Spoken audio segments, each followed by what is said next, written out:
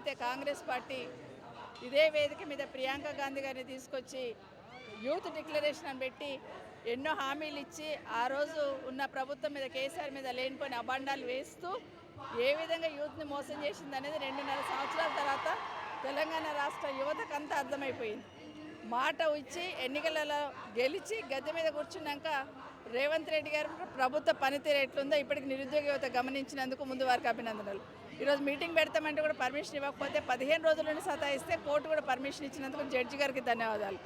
ఈరోజు నిరుద్యోగ యువత గొంతెత్తి అడుగుతూ ఉన్నా లెక్క చేస్తలేదు ప్రభుత్వం.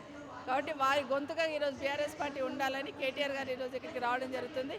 వేలాదిగా యువత అంతా వస్తూ ఉంటే ఎక్కడిదక్కడ ఆపేస్తూ ఉన్నారు.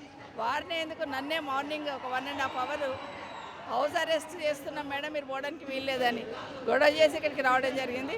ఒక రకమైన అలజడి స్టార్ట్ అయింది ప్రభుత్వంలో. ఈ సభ ద్వారా ఏం చెప్పదలుచుకున్నది బీఆర్ఎస్ పార్టీ నిరుద్యోగులు? ఎన్నికలప్పుడు ఏ మాట అయితే ఇచ్చున్నారో 2 లక్షల ఉద్యోగాలు ఇస్తామన్నారు, సంవత్సరంలో ఇవ్వమని అడుగుతున్నాం. బ్యాక్లాగ్ పోస్టులు ఫిలప్ చేస్తామన్నారు, చేయమని అడుగుతున్నాం. నిరుద్యోగ భృతి ఇస్తామన్నారు, ఇవ్వమని అడుగుతున్నాం.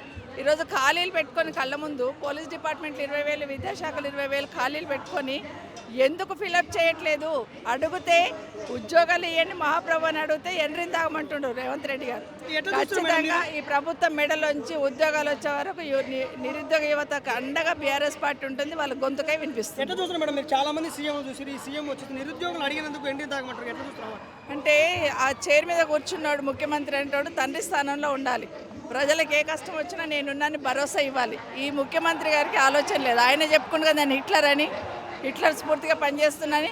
హిట్లర్ స్ఫూర్తిగా పనిచేసిన వాళ్ళని కాలగర్భంలో ఎట్లా కలిపేశారో ఇప్పటివరకు చూసినా భవిష్యత్తులో కూడా అదే జరగబోతుంది. మాజీ ముఖ్యమంత్రి కేసీఆర్ ఉద్దేశించి కూడా బంధించిన పశుపతుల బంధించిన అట్లా ఇట్లా చాలా రకాలుగా దుర్భాషలు ఆడటం జరుగుతుందని ఎట్లా చూస్తారు? అహంకారపూరితమైన మాటలు ఏవైతే ఉన్నాయో రేవంత్ రెడ్డి గారు మాట్లాడుతుంది.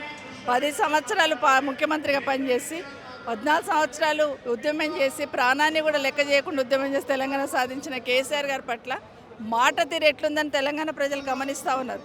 అదొక కేసీఆర్ గారిని అన్నట్టే కాదు, తెలంగాణ సమాజంలో ఉన్న ప్రతి గుండెను గాయపరుస్తుంది. అది కేసీఆర్ గారిని చావమంటాడు, కేటీఆర్ గారిని చావమంటాడు, చివరికి నిరుద్యోగ యువతను కూడా ఏం అధికారం ఉంది ఈయనకి ఎండ్రిని దాగమని అడగడానికి? ఖచ్చితంగా.